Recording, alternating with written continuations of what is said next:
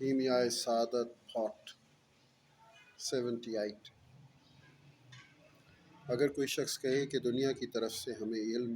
آپ پھیرے لے گا،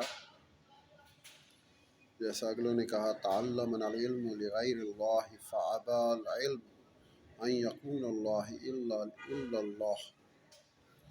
ترجمہ یعنی خدا کے واسطے ہم نے علم نہیں پڑھا مگر علم ہمیں خود خدا کی طرف لے گیا۔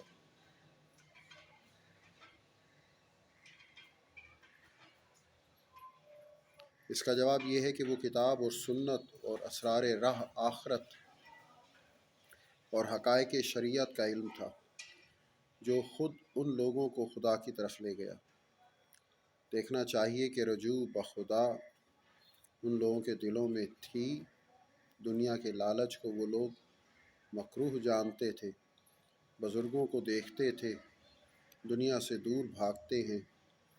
اور ان لوگوں کی آرزو تھی کہ اپنے بزرگوں کی اطاعت اور اقتداء کریں۔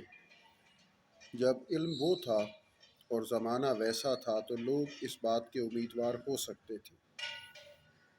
خود علم کی صفت پر ہو جائیں، علم ان کا تابع نہ ہو جائے گا۔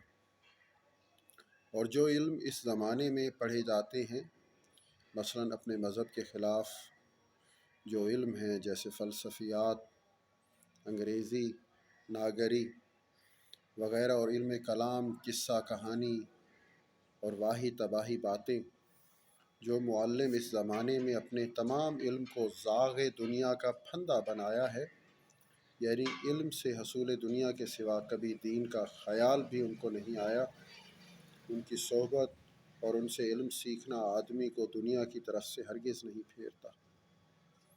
وَلَيْسَ الْخَبَرِ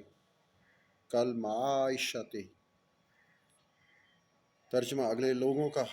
لوگوں کا حال سنا ہو اور اس زمانے کے علم اور عالموں کا حال دیکھا ہوا ہے۔ مصرعِ شنیدہ کہ بود ماند دیدہ، اور یہ برابر نہیں ہو سکتا۔ مصرع چا نسبت خاک را با عالم پاک را، اے عزیز دیکھ کہ تو اس زمانہ کے علماء اور دنیا کے عالم ہیں، یا دین اور لوگوں کو ان کا حال دیکھ کر فائدہ ہوتا ہے یا نقصان، یعنی یہ لوگ ہرگز دین کے عالم نہیں ہیں، ان کے حالات دیکھ کر دین کی روح سے خلق کا نقصان ہی ہوتا ہے۔ ہاں، اگر عالم متقی اور پرہیزگار ہو، علماء سلف کا متبع ہو اور فرما بردار ہو، ایسے علم پڑھاتا ہو جس میں دنیا کے غرور اور فریب سے ڈرنے کا بیان ہو، تو ایسے عالم سے پڑھنا کیسا اس کی صحبت باعث منفعت ہے، بلکہ اس کی زیارت موجب سعادت ہے۔ آدمی اگر وہ علم سیکھے جو مفید ہوتا ہے تو سبحان اللہ، یہ سب کاموں سے اولا ہے،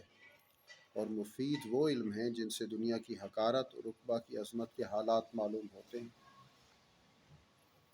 اور جن سے آدمی آخرت کے منکروں اور دنیا داروں کی نادانی اور حماقت کو جانتا ہو۔ اور کبر، ریا، حسد، عجب، حرص، حب دنیا کی آفت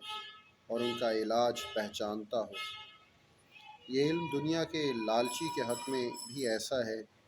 جیسا پیاسے کے حق میں پانی اور بیمار کے حق میں دوا۔ دنیا کا لالچی جب فقہ اور خلاف مذہب جو علم ہے، جسے منطق، حکمت وغیرہ اور علم کلام اور علم ادب، یعنی جن علموں سے دنیا کی حقارت دل میں نہیں آتی، پڑھے گا، اس کی مثال ایسی ہے جیسے کوئی بیمار ایسی دوا کھائے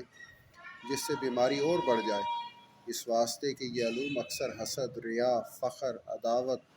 خود آرائی، مکر، تلاش جاہ اور دولت کا تخم دل میں بوتے ہیں۔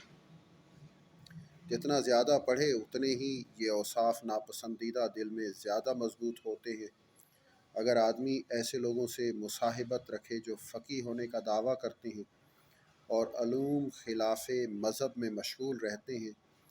تو ایسا ہو جاتا ہے اگر کبھی اس امر سے توبہ کرنا چاہے بھی تو اس پر دشوار ہوتی ہے۔